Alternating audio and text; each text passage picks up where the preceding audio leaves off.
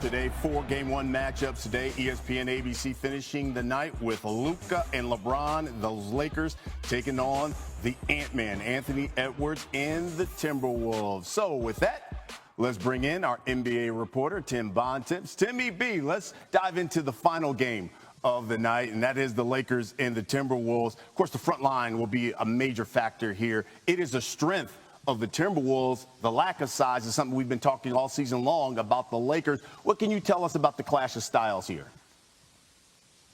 Well, Brian, you're a boxing guy, and styles make fights, right? And when you look at this series between the Wolves and the Lakers, the style of this series is going to be the bigs inside for the Wolves going up against the perimeters, Luka Doncic, LeBron James, and Austin Reeves for the Lakers. And which side can make the other come to them, whether the Lakers have to adjust to Minnesota's size or whether the Wolves have to downsize to combat those perimeter guys attacking Rudy Gobert inside and potentially getting the Wolves out of what they like to do. That is the thing that's probably going to go a long way towards determining which of these teams is going to come out on top. We saw Luka Doncic go at Rudy Gobert time and again last year in that Wolves-Mavs Western Conference Finals, but that Dallas team had guys like Derek Lively and Daniel Gafford that could attack the rim and give Luka a lob threat. That is not something that this Lakers team is going to have. They're primarily going to have Dorian Finney-Smith, a 6'7" small forward, out there at center trying to space the Wolves out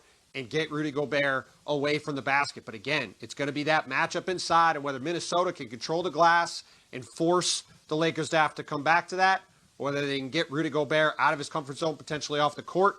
That is the thing to watch in this series. It could decide which of these teams advances.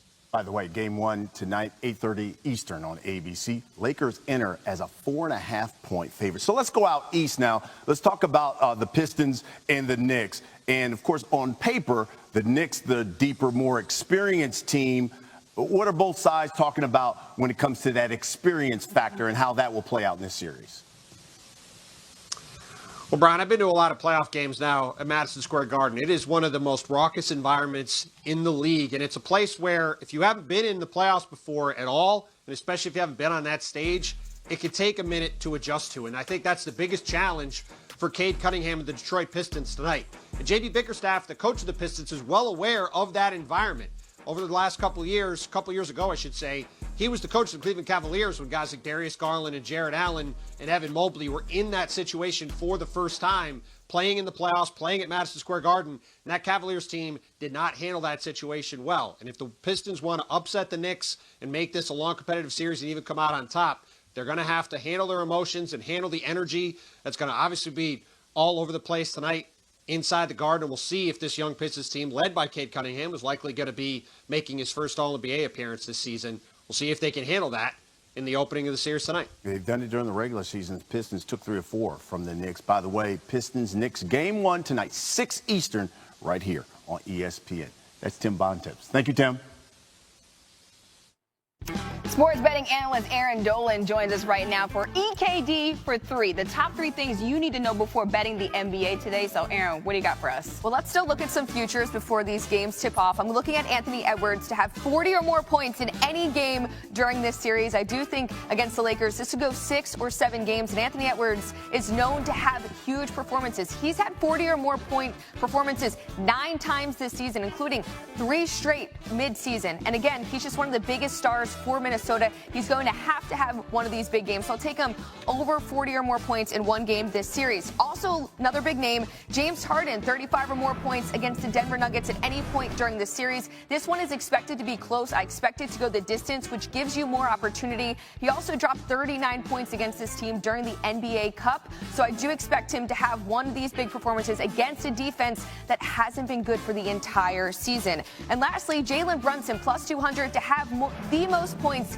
in the series against the Detroit Pistons. We know that he can drop 40 whenever he feels like he wants to in the postseason. We saw this last year in the first round. He had 40-plus performances in 3 straight games against the Sixers. He was averaging over 35-plus points in that series. So I do expect him in the postseason to have this big game for him. So I will take him out of that series to have the most points. And Cade Cunningham, no surprise, is the favorite in that one, Yeah. but we'll go with Jalen Brunson. Yeah, averaging 32 points per game in the postseason. Last year for Jalen Brunson, It's like unstoppable in the postseason. Yeah, I You can have to see pick it him. happening. It's a different level when you hit the playoffs. Aaron Dolan trying to make you some money. Thanks so much, Aaron. Persona that once defined Detroit has been lost for some time. Early playoff exit sweeps, 29-game losing streaks, and a 14-68 record. It was bad, but now the Pistons have flipped that narrative on its head, entering the playoffs as a 6th seed and willing to knock out anyone in their way. Just ask Isaiah Stewart. Harsham Sharani has sat down with Pistons star Cade Cunningham to discuss the team's massive turnaround and what's fueling their postseason fire. When you think about how your emotions were last year based on what went on, do you ever look back at what transpired last year, or for you, as soon as that year was over, you looked the other way? I've looked back on it a few times. I don't go back on it too much now, you know what I'm saying? I think, where we're at right now is everything that I assumed was gonna come whenever I was coming into the NBA. I was humbled whenever it took so long and it was so hard when I first got in. So I'm just trying to take it step by step now and, really continue to grow this thing from the foundation up.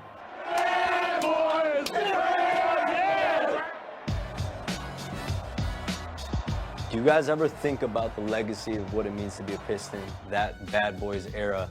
Are you guys trying to be a reincarnation of that era? Yeah, I mean, when you're in Detroit for long enough, I think it just naturally infectious, it's contagious, you know what I'm saying? Everybody's walking around with it, everybody kind of carries it with them. So I think that's, the first step of being an athlete in Detroit is you gotta play hard, you gotta have some type of grit. Grit is the word that everybody always uses. Cade playing like a superstar tonight. Hey, you're that guy. You're that guy, man. This year, you're named an All-Star, your first All-Star. You're going to be competing for All-NBA team, competing for Most Improved Player. Where do you feel like you stand with what you want to accomplish in this league? I want to be the best player in the world. That's every day, you know what I'm saying? That's what my phone tells me every day is best player in the world, you know what I'm saying? So that's the only thing I'm striving for, and having the best team in the world. I don't think there's too many players that you could argue above me. Obviously, the playoffs is going to determine a lot, and so that's why I'm just excited and looking forward to these series and getting this thing rolling and waking people up as far as what is in Detroit and the type of respect that we deserve. You're going to play the Knicks in the first round. You start off on the road at the Garden. What is that going to mean? You know the lineage, you know the history of not only these two teams, Knicks, Pistons, but also playing at the Garden. What is that first round series going to be in your mind? It's going to be a war. It's going to be highly physical games, defense, battling it out on the glass, all of those different things. I think it's going to be a super exciting series for people at home to watch. The Pistons went from a 14-win team last season to a 44 wins and playoff spot. They're 6th team in history to increase their win total by 30 or more from one season to the next. The previous 5 all added at least one future Hall of Famer to their roster. Let's bring back in Quentin Richardson and David Dennis Jr. And Q, I'll start with you to talk Pistons and Knicks. And it's not just Cade Cunningham's postseason debut, but also fellow starters and Jalen Duren and also Asar Thompson at MSG of all places. So how do you expect this young team to fare at the Garden? It's going to be very interesting. I mean, I played with the Knicks for 4 years and been in the MSG for those 4 years, and to see guys come and go, everybody responds differently. I mean, I look at the makeup of this team. Cade Cunningham is their leader. He's a pretty even-keeled guy. You see his emotions, doesn't really